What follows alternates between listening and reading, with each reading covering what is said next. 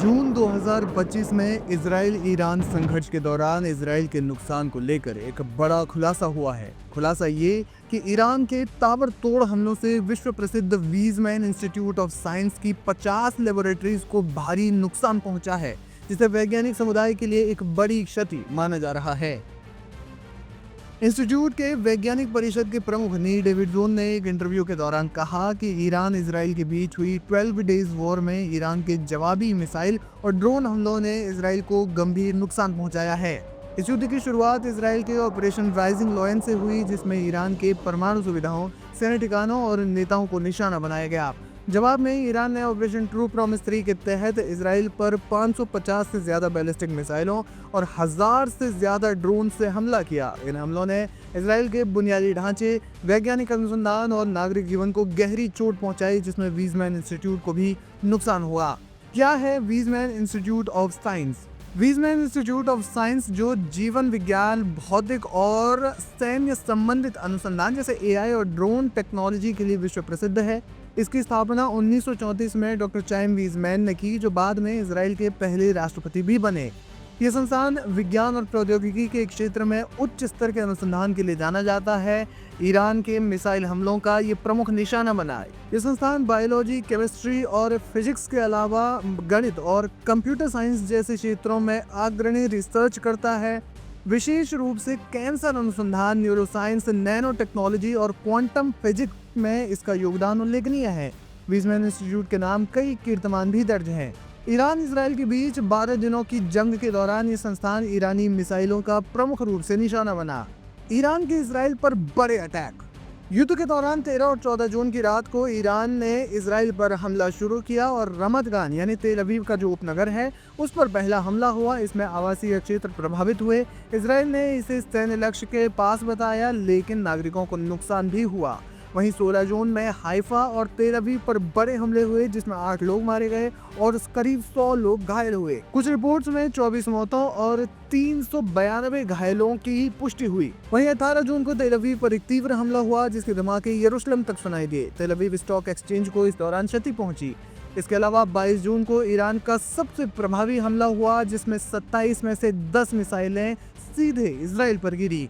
24 जून को बीरशेबा में रिहायशी इमारतों पर हमला हुआ, जिसमें एक परिवार समेत 5 सदस्यों सहित कई लोग मारे गए थे।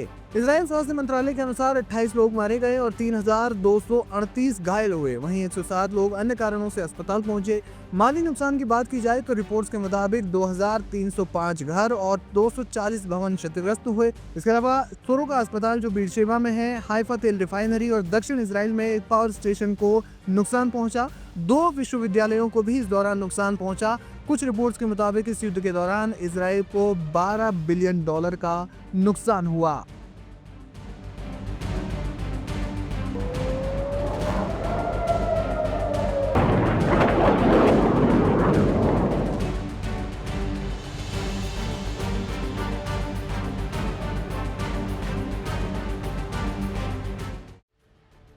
ईरान के supreme leader ayatollah Ali Khamenei अपनी स्पीच में बार बार अरब मुल्कों को पैगाम देते रहे कि एक हो जाओ वरना इसराइल आपके दरवाजे तक आ जाएगा।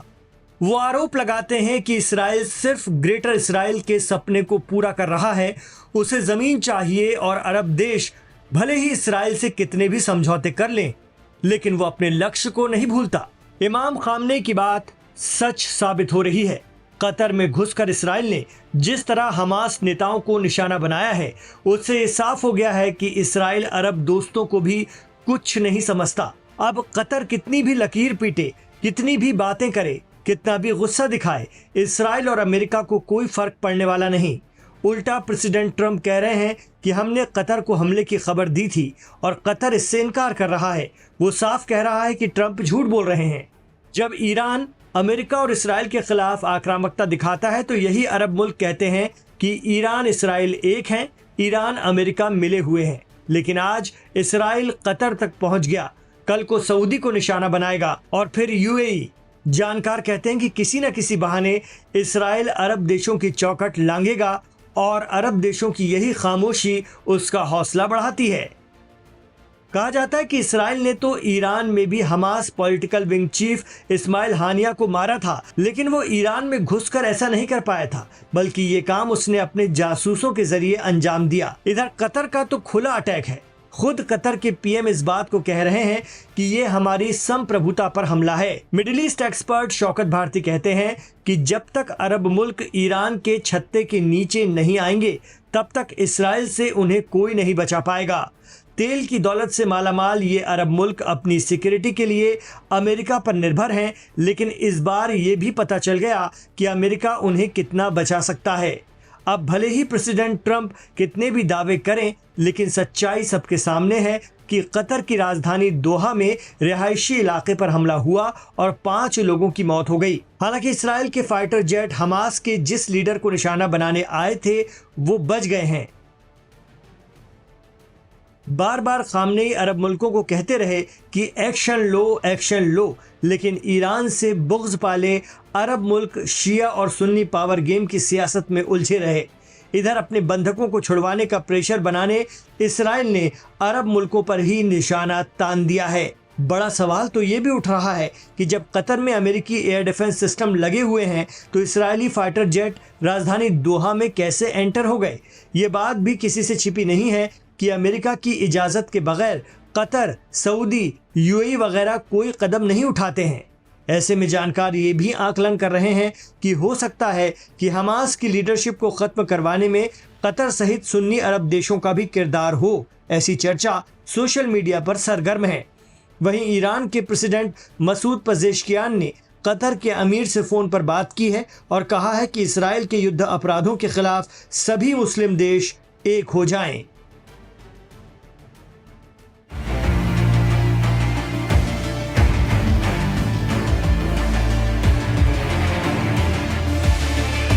नौ सितंबर 2025 दिन मंगलवार। ये वो दिन और तारीख है जिसे कतर कभी नहीं भूल सकता और ना ही ये भूल सकता है कि इजराइल ने किस तरह से राजधानी दोहा में भयंकर तबाही मचाई है। कतर की राजधानी दोहा के एक रिहायशी इलाके में इजरायली ड्रोन हमले में हमास के 2 वरिष्ठ नेताओं के मारे जाने की भी खबर है। हमले में बताया जा रहा है कि 6 लोग मारे गए हैं, जिनमें एक कतरी सुरक्षा अधिकारी भी शामिल था। ये हमला ऐसे समय में हुआ जब कतर हमास और इजराइल के बीच मध्यस्थता की महत्वपूर्ण भूमिका निभा रहा था। इस हमले के बाद व्हाइट हाउस ने दावा किया कि उसने इजरायली कार्रवाई से पहले कतर को सूचना दी थी, लेकिन कतर ने इस दावे को सिरे से खारिज कर दिया। कतर के विदेश मंत्रालय ने बयान जारी कर कहा कि यह दावा न केवल झूठा है, बल्कि कतर की सुरक्षा के साथ किया गया अन्याय छिप नहीं सकता। कतर के प्रधानमंत्री शेख मोहम्मद बिन अब्दुल रहमान अल थानी ने कहा, यह एक विश्वासघाती और अश्लील हमला था जो कतर की संप्रभुता का उल्लंघन करता है। हम इस पर चुप नहीं बैठेंगे, जवाब देने का अधिकार सुरक्षित रखते हैं। हमले की जानकारी अमेरिका से केवल तब मिली जब बमबारी पहले से ही शुरू हो चुकी थी। हमला 3:46 पर हुआ। अमेरिकी अधिकारी का पहला फोन हमें 3:56 पर आया, यानी हमले के 10 मिनट बाद। प्रधानमंत्री अल थानी ने यह भी घोषणा की है कि कतर अंतर्राष्ट्रीय मंचों पर इजराइल के खिलाफ मामला उठाएगा और एक उच्च स्तरीय कानूनी समिति गठित की गई है। अरब लीग, तुर्की और कई यूरोपीय देशों ने भी हमले की निंदा करते हुए इसे खाली क्षेत्र में स्थिरता के खिलाफ कार्रवाई बताया है। भले ही इजराइल ने कतर की राजधानी में हमला किया हो, लेकिन प्रधानमंत्री अल थानी ने कहा कि कतर की मध्यस्थता की भूमिका इससे प्रभावित नहीं होगी। हम शांति प्रक्रिया के लिए समर्पित हैं और किसी के दबाव से पीछे नहीं हटेंगे। दोहा में इजरायली एयर स्ट्राइक ने जहां हमास के खिलाफ युद्ध को एक नए बोर्ड पर ला खड़ा किया है, वहीं कतर की कूटनीतिक स्थिति और संप्रभुता पर भी बड़ा सवाल खड़ा कर दिया है। अमेरिका के साथ विश्वास की दीवारें हिलती दिख रही हैं और आने वाले दिनों में खाड़ी क्षेत्र की भू राजनीति और अधिक जटिल हो सकती है। वहीं ईरान ने भी इस हमले की कड़ी निंदा की है और सभी मुस्लिम देशों से एकजुट होने की अपील भी कर डाली है ताकि इजराइल को इन हमलों का करारा जवाब दिया जा सके। लेकिन कतर ने भी साफ कर दिया है कि वो इस हमले का जवाब जरूर देगा। वो कब, ये अभी तय नहीं है।